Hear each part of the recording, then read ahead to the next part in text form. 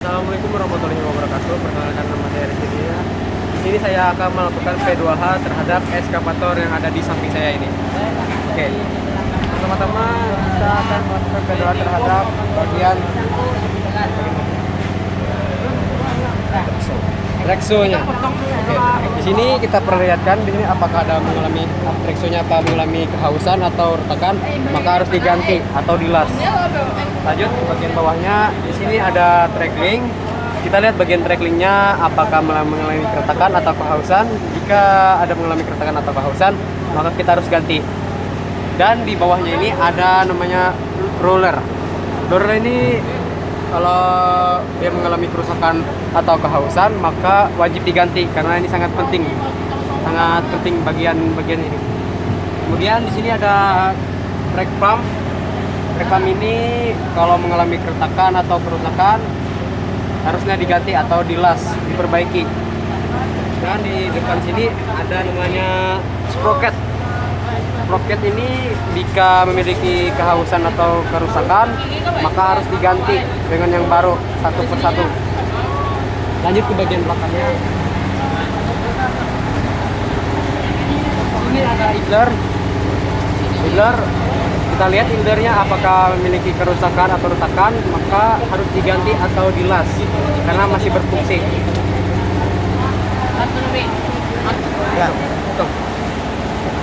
Oke, lanjut ke rekso di sebelah kiri. Kita cek di sini apakah ada kerusakan atau kayak bengkok, maka kita harus perbaiki atau ganti. Dan di bawahnya ada tracking yang kita lihat di bagian tracklingnya apakah memiliki kerusakan atau keretakan, maka harus diganti. Dan bagian rulenya juga seperti itu. Kita perhatikan bagian track frame-nya apakah memiliki keretakan atau kerusakan, maka harus diperbaiki. Begitu juga terhadap sprocketnya, apakah dia memiliki kerusakan atau keretakan, maka harus diganti.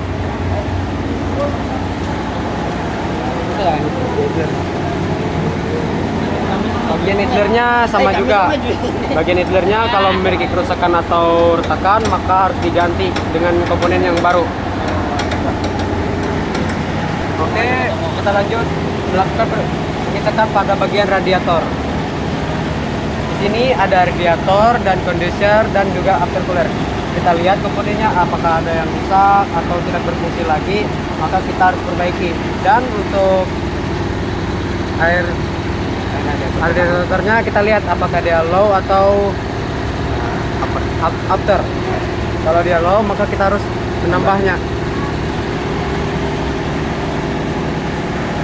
Lanjut di bagian sebelah sini.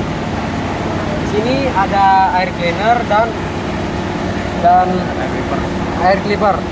Di sini kita perlu menggantinya 6 kali sehari, 6 kali.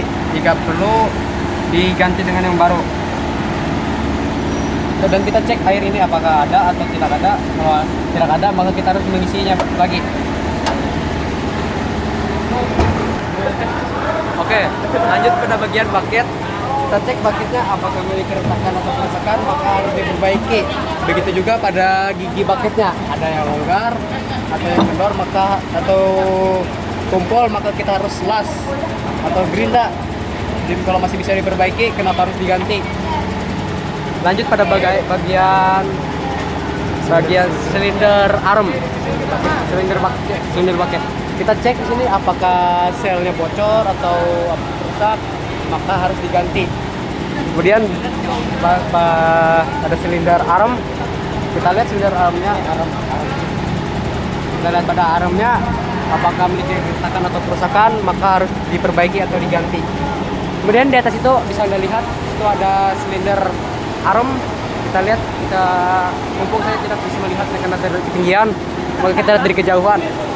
Itu silinder armnya apakah baik atau bocor. Kalau yang bocor diganti, kalau baik gede usah.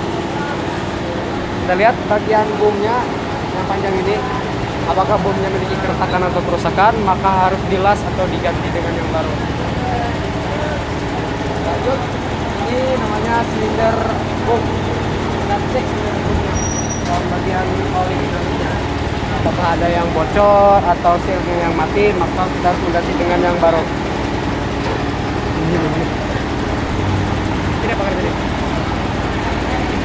Oke, kita di sini kita akan melakukan pengecekan pada motor swing olinya.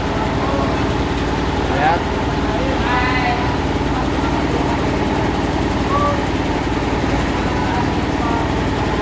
Ternyata di sini untuk swingnya low, kan kurang.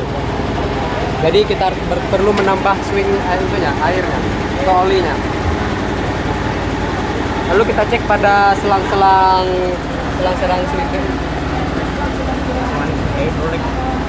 hidrolik apakah memiliki kebocoran atau ada yang sobek, maka kita harus ganti dengan yang baru atau diperbaiki. Itu juga ada besi hidrolik. Kita lihat di besi hidrolik itu ada yang bocor kah atau yang kendor, maka kita harus kencangkan atau perbaiki. Lanjut pada mesin. Di sini mesin kita cek pada mesinnya ini adalah kita cek pada mesinnya terutama pada oli mesin.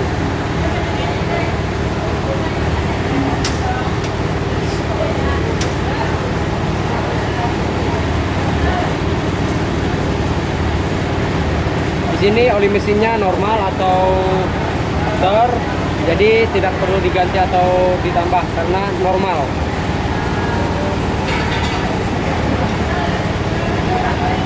Kemudian ini filter foil ini biasanya diganti per 500 jam sekali diganti. Kita cek bagian sini ya pambernya, apakah pambernya ini kendor atau kencangan, kita harus perbaiki. Jangan terlalu kencang dan tidak terlalu kendor.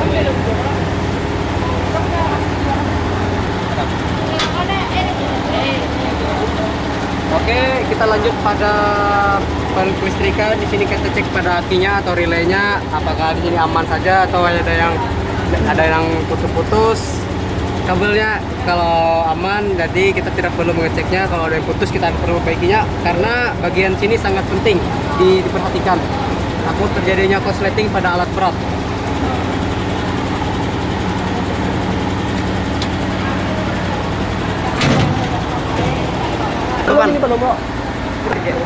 Lanjut pada bagian hidrolik. Di sini ada water separator, hydraulic pump dan oil engine. Di sini fungsi water separator pump ini untuk mengaliri air yang berada daripada tangki atau mesin. Di sini terlihat ada hydraulic pump, fungsinya untuk membleeding air yang pada mesin. Kemudian di sini ada filter oil atau mesin atau oli mesin. Ini kita cek, kita ganti 500 jam sekali. Dan di sini ada bagian levelnya, level airnya.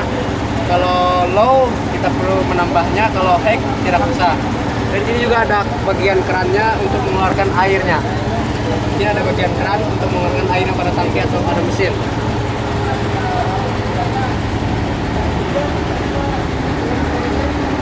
Oke, sekian dari saya Rizky Aditya. Saya ucapkan terima kasih. Wassalamualaikum warahmatullahi wabarakatuh.